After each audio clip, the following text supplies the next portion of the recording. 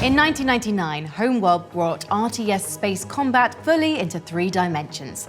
Now, 20 years after Homeworld 2, it's a very different world for real-time strategy, and an excellent time for a comeback. From Blackbird Interactive, this is Homeworld 3.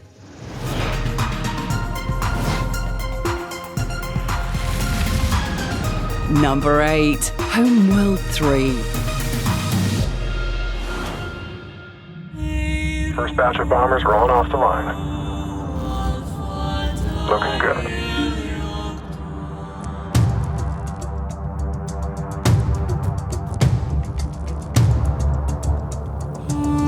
Homeworld 3 is a 3D strategy game set in space. It's incredibly cinematically compelling. When we were first starting up on Homeworld 3, we were thinking, what are some of the coolest spectacles you can think of in the universe that you would want to play in or around? In essence, Homeworld 3 was really our original dream of Homeworld 2. The problem was, in the late 90s, early 2000s, the vision for Homeworld 3 was utterly impossible to make. Massive coronal sun ejections, massive battles in asteroid fields. Massive environments with these giant megaliths, like gigantic Death Star-sized things that would create an interesting landscape for the player to move their units through. We had to wait 20 years before we could do that. So anyone who's interested in strategy or strategy-like games, we want to immerse basically anyone who loves science fiction. For us, Homeworld 3 is a love letter to the fans of the franchise that have been with us over the last 20, 22 years. And with Homeworld 3, we want to just continue that amazing feeling that you got from playing Homeworld 1 back in the day and give that to you again.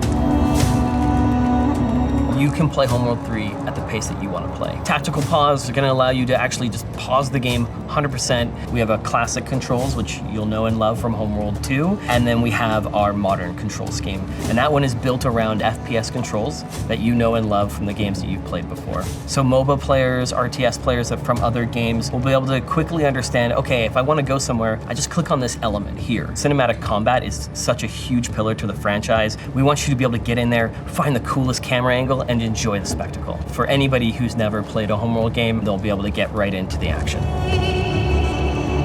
We wanted choke points. We wanted interesting strategic decision-making for the player. When engaging in combat, terrain will actually matter. We have tunnels where you can actually take your fighters and frigates through those things, and that will actually remove you from the enemy sensors, so you can ambush them. You can actually use a larger ship to take fire for another ship.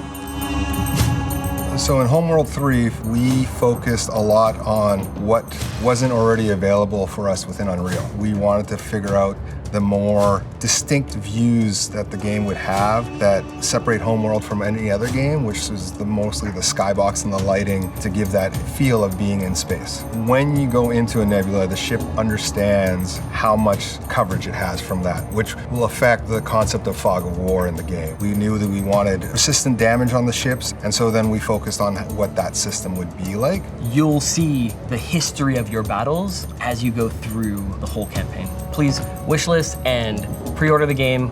We're super excited to have you.